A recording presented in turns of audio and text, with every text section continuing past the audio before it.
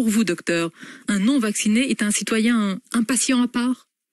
Alors moi, en tant que médecin, je ne suis pas là pour juger en fait les individus. Je suis là pour respecter leur choix, quel qu'il soit. Je pense que c'est important de le rappeler.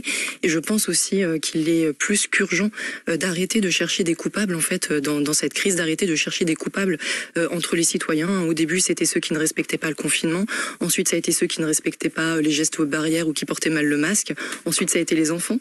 Maintenant, ce sont les non vaccinés. Je pense que demain, ce seront les enfants non vaccinés.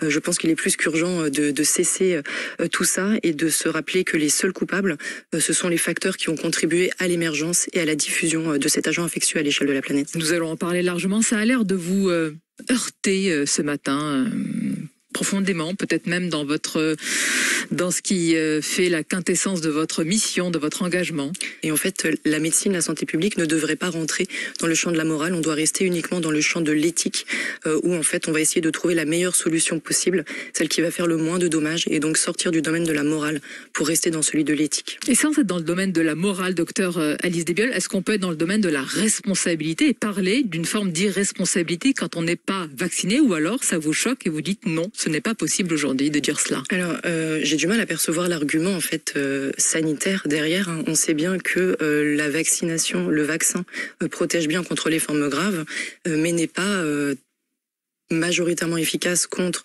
la transmission et la contamination. On le voit bien, c'est très documenté maintenant dans la littérature scientifique et chacun peut l'expérimenter de manière empirique. On voit bien que là, avec près de 90% de la population vaccinée, on est à plusieurs centaines de milliers de contaminations depuis le début de l'année. Donc je pense qu'il faut encore une fois arrêter d'être dans cette stigmatisation et respecter les choix des individus. Le consentement est une notion très forte en médecine. Très important, le consentement. Il y a des discours qui pointent malgré tout la responsabilité des non-vaccinés. Certains disent même que les non-vaccinés doivent assumer leur choix jusqu'au bout et dire s'ils souhaitent être réanimés ou pas en cas de graves complications. C'était notamment en tout cas un débat proposé par le professeur Grimaldi. Que ce débat se tienne ou se pose, qu'en pensez-vous ? Alors ça, c'est la question des directives anticipées et je trouve ça très bien. D'ailleurs, on recommande à toute personne de faire ces directives anticipées pour savoir si oui ou non une personne souhaiterait être réanimée en cas d'accident. Voilà, donc je pense que oui, c'est une très bonne chose que chacun fasse ses directives anticipées. C'est pas une question de statut vaccinal.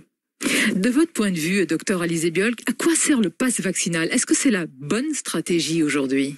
Alors, c'est une bonne question. Je ne suis pas certaine de son efficacité. Encore une fois, la vaccination, on va dire, de masse de l'ensemble de la population, des rappels systématiques à l'aveugle et itératifs ne sont pas la stratégie recommandée notamment par l'OMS. Le directeur de l'OMS, en fin d'année dernière, l'a encore rappelé. Ce ne sont pas les coups de rappel itératifs en population générale qui vont faire que les pays vont se sortir de cette pandémie. Donc encore une fois, le plus important, c'est de cibler la vaccination sur les personnes à risque, puisque là, il est bien documenté que le vaccin protège les personnes à risque des formes graves. Par contre, on l'a bien vu, il ne limite pas forcément la transmission et la contamination. Donc encore une fois, l'utilité, on va dire, médicale, épidémiologique et sanitaire de ce pass vaccinal est plus que discutable à mes yeux. Outre les aspects aussi éthiques, démocratiques, qui, à mon sens, devraient aussi rentrer dans la balance. On comprend l'argument scientifique que vous présentez. Moi, je ne veux pas vous poser de questions qu'on n'a pas à vous poser ou indiscrètes, mais vous ne faites pas, par exemple, et je ne fais pas partie de cette population cible, ça veut dire qu'on aurait pu ne pas être vacciné. Je ne sais pas si c'est votre cas. Alors, mais c'est-à-dire c'est ce que vous supposez. Mais je pense effectivement, et c'est quand même il y a un consensus assez fort sur ça, qu'effectivement la vaccination ciblée sur les personnes à risque et les personnes à leur contact, notamment les soignants, dans le respect des consentements des individus, le consentement libre et éclairé est très important dans cette affaire.